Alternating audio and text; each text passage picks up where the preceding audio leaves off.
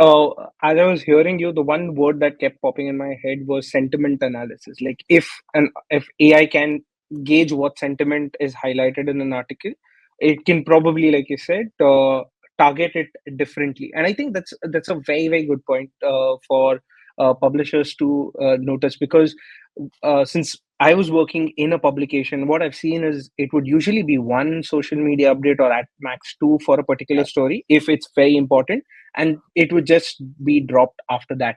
And targeting it from different angles is something that I think Indian publishers are not doing that aggressively.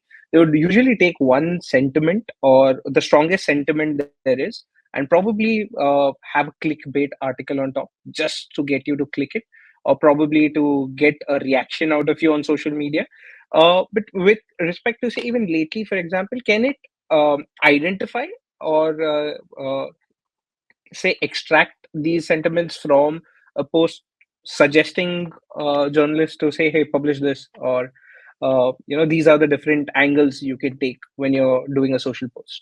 Yeah, exactly. So oftentimes, if you're going to give me a 5-page article, Lately will surface, honestly, like 100 posts, but it'll Mhm. rank them. And so you will see, like, say the top 20 it's serving you those 20 because there's ideas or values within the content it's choosing specifically for you that it knows. It's studying your social media analytics all the time. So it can see why people click, read, watch, and share your content. And it's applying that information to when it's extracting. So we always tell our customers, like, even though it seems like a lot, it's worth your time to go through and to if there are any edits that might need to be had, of course there are, it's AI, it's never perfect all the Mm, time. yes. Do it for the full list of 20 because there's a reason it's surfacing you. I mean, that particular content, because it's saying like there's something here for you, you know. Um, so there's a closed for us. There's a closed performance learning loop that is always being referenced, so that what it's surfacing for you, it's not out of thin air. It's not because it's guessing, right? It's not guessing what the clickbaitious kind of portion will be. It Would knows. be. Got it. So, apart from that, say with respect to the audience, is there any way that AI can, or rather even lately, can help determine the best time for posting certain updates based on the sentiment and based on what it's tracking? So, are there any features of that sort, or something that you want to highlight? Yeah, thank you so much. Of course. So we implement the Chris Anderson long tail marketing sort of strategy within Lately, where so his strategy is to focus on the little parts to make up the whole, which is how um, Netflix and AWS like literally made their money, right? AWS, sorry, Mm. Amazon, Amazon. right? Yeah. And in radio for me, it was the same way. So I was in a very specific kind of format where we didn't play just one or two singles off the record. We played the entire album, because a lot of times the albums have like 8 or 9 great songs, and if you trickle them out over time, just like we're talking, you'll get way more bang for your buck, way more engagement and sales in the end.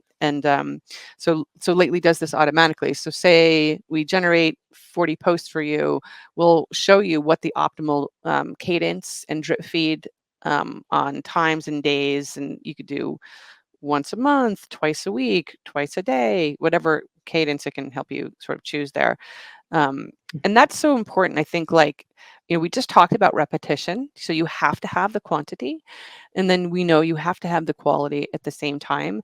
But the drip feed, or the long tail kind of drip feed, as we're talking about, is that thing that makes everything evergreen forever, and gets you um, that track back. You've all had this experience where we've Googled something and there's an article from like 10 years ago, Yeah, right up at top, absolutely. still Yeah. relevant, right?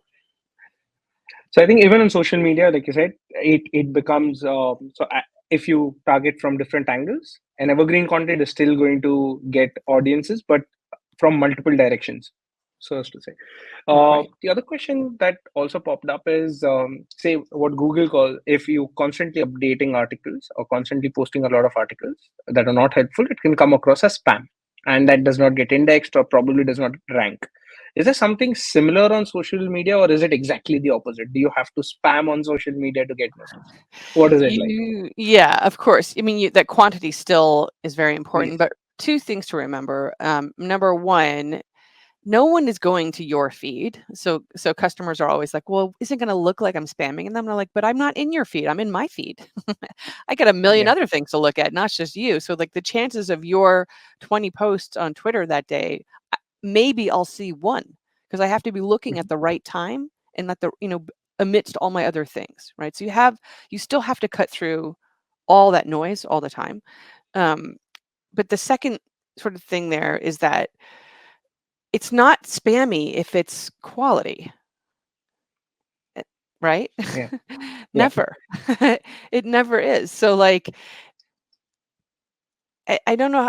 The only way to do that is through to really do it all the time is through organic. By the way, Mhm. not so much paid, um, Yeah. because paid can't react in the moment. That's why, and organic can. We have so many customers who are always like, a blah blah social listening, and we're like, we don't do social listening because even Facebook and LinkedIn and Twitter or X or whatever, they don't want you to go to another platform to do social listening. They want you to pick up your phone and see what the hell is happening, right? That's the best Yeah. practice. You have to have um eyeballs on like what you have to put yourself in your customer's shoes, right? I'm always Yeah. amazed, Adi, how many people that work at a company aren't signed up for the company's newsletters. They're not signed up on the company's social media. They're not receiving what Yeah. the customers are receiving. And if you can't see that, then how could you know how it feels, how they're going to react?